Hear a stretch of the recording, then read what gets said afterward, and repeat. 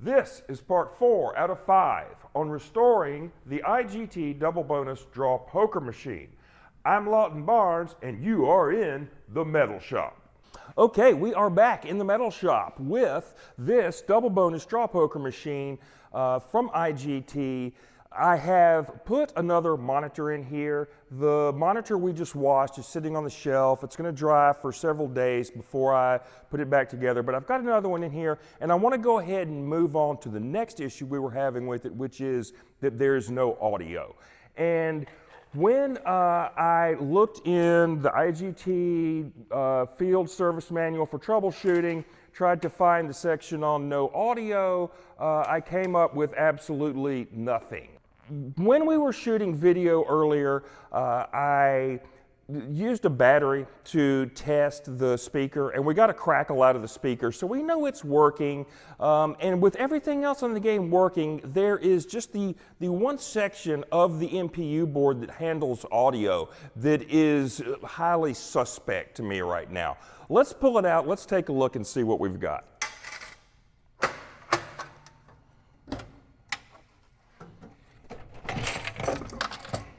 So for removing the MPU board from a machine, we just grab it by this knob right here with the power off, jiggle back and forth as I'm lifting upwards, then tilt it back and draw it out like that.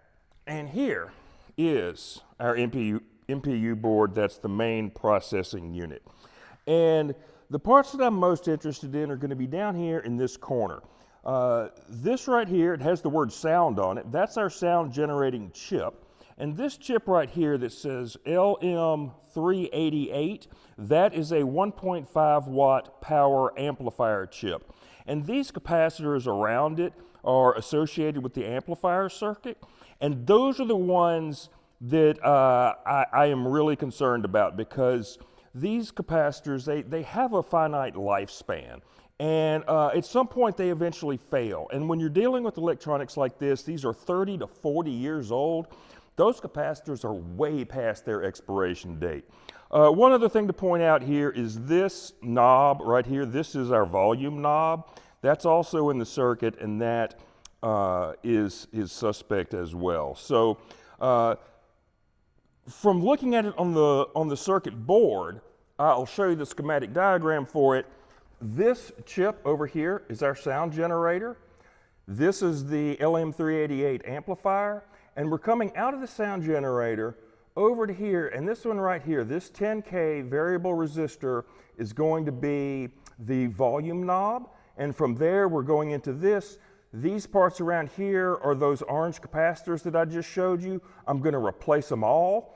We call that the shotgun approach. I don't know which one of them is bad. I don't know if any of them are bad, but I'm just going to change them all out and see if that fixes it. And then we come out to here, and there's your positive and negative terminals for the speaker. So let's go over to the bench, and let's replace these capacitors and see what happens. What I want to do is I'm going to have to remove this printed circuit board from its aluminum holder, from its aluminum frame. And then we'll see if we can get to the bottom of those capacitors. Here, oh, what's that? Oh, it's a little tag, and it says Craig Elias board. Hi, Craig Elias. And disconnect this little transformer connector. And there we have it. There is the IGT MPU board. I'm going to start by replacing 5 orange capacitors here. And let's find some good ones to put in there. The values of these are going to need a 220 microfarad and a 10. A 220 and 5 10s.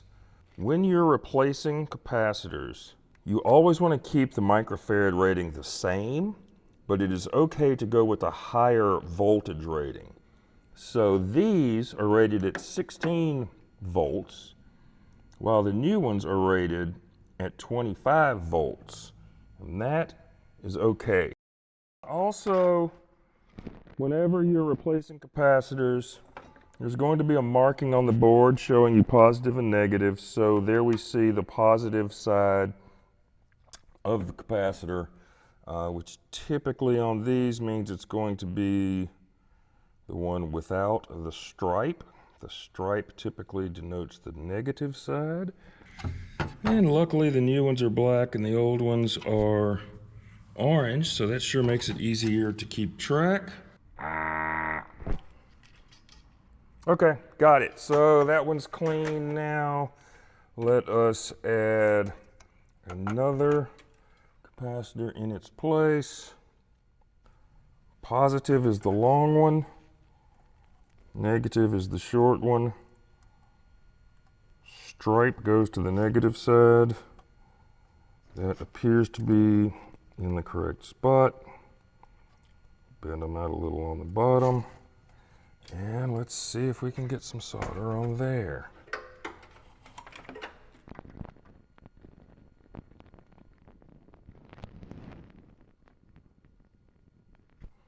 Okay.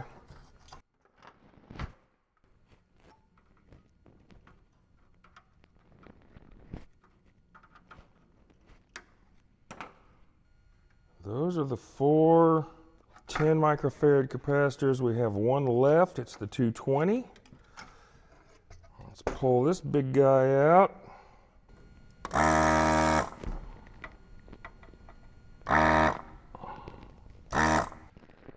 So long wire goes to positive. Short wire goes to negative. Flip it and solder.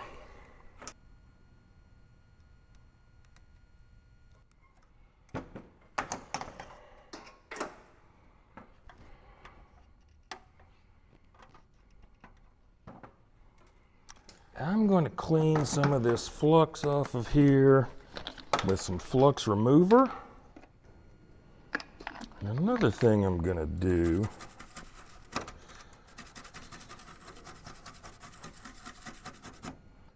is I just want to give this a really good inspection, and I want to make sure that I don't see any kind of broken traces or bad solder joints. As far as my eyes can see, it's okay.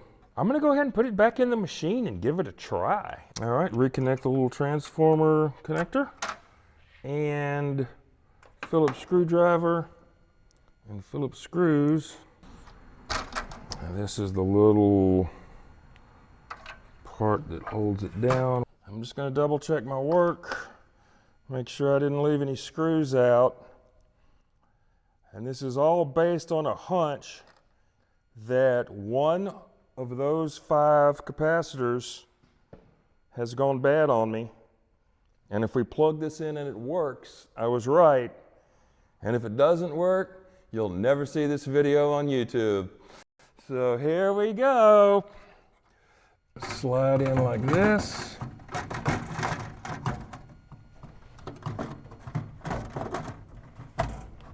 Line it up, get it seated.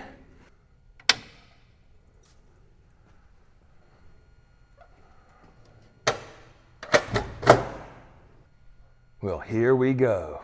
Will it have sound? Yeah! Woo! Woo! Woo! Woo! Look at that! Look at that! Ah, ha, ha, ha, ha. It's got the sound. Oh my God, I got so excited I didn't know what I was doing. We did it. Okay, so, replacing capacitors in the amplifier section of the MPU board brought the sound back to this machine from the dead. I don't think there's anything wrong with it at all. Boy, does it have sound. It's loud even. Pair of queens, yes. Yeah, gotcha. No. Coming up in the grand finale episode, part 5, we're going to clean up this dirty machine. We're going to get all the buttons on the front panel working correctly, and you can watch it on this channel right now.